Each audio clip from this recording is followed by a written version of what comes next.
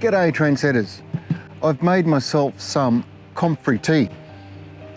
No big deal, but why? Well, the first reason, there's a couple of reasons, but the first reason is in a video I made a little while ago, a few videos back, I asked the question, Comfrey, is it any good? And I don't have an answer. But in the comments section, a lot of people said, make Comfrey tea out of it, which I've done. I just filled the bucket with leaves and then I filled it with water, and it's been sitting here for about 2 months and it's nice and ripe. So it must be good. The second reason, which is a follow on from Comfrey, is it any good, is still, is it any good? So this will form a part of an upcoming comparison video where I will compare Comfrey tea against, hang on. So in the upcoming comparison video, I will be comparing Comfrey tea against Searles 5-in-1, which is a fairly new product on the market. I have used it once or twice, and I can't say for sure one way or another if it's yay or nay. I do use the 5-in-1 bags quite a lot around the veggie garden, usually as a soil builder, but it also adds X amount of fertiliser, fertility to the soil as well. But there's that one. Powerfeed, my all-time favourite go-to liquid fertiliser. So this is all about liquid fertilisers, by the way, not just fertilisers in general. And they will be growing in pots, as it says here, Pro Series, so call me a pro. So it's a little bit up from the standard Powerfeed, dynamic lifter, soil wetter and improver, blah, blah, blah, blah, blah. So there's that one. And another new kid on the market. These guys come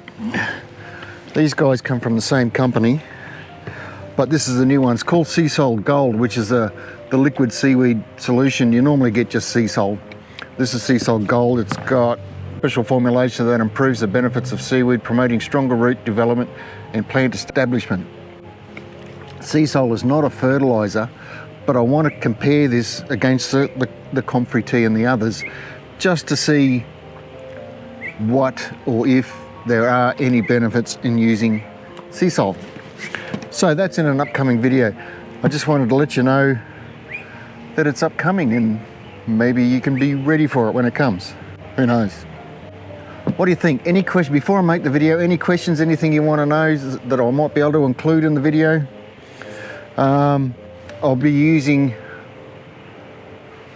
a standard potting mix. So in Australia there's potting mixes have got a 5-tick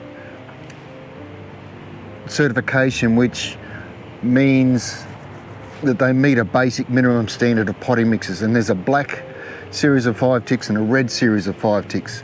The black series of 5 ticks means there's no added fertility at all, it's just potting mix.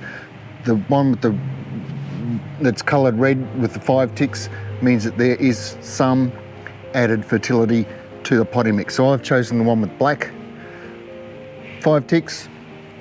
So all I've got is a basic standard potting mix, and these fertilisers have got to do the rest. There you go, just a quick heads up. Like as I said, please, any questions, let me know, and hopefully I can include them and answer them in the video as I'm putting it all together and making it, and we get to sit back and see the results.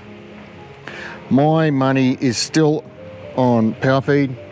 It's my go-to, it's my favourite, but we'll see the rest, see how the rest compare, and maybe find out if Comfrey tea is any good or not. All right, thanks for watching, cheers, and catch you in the next comparison video.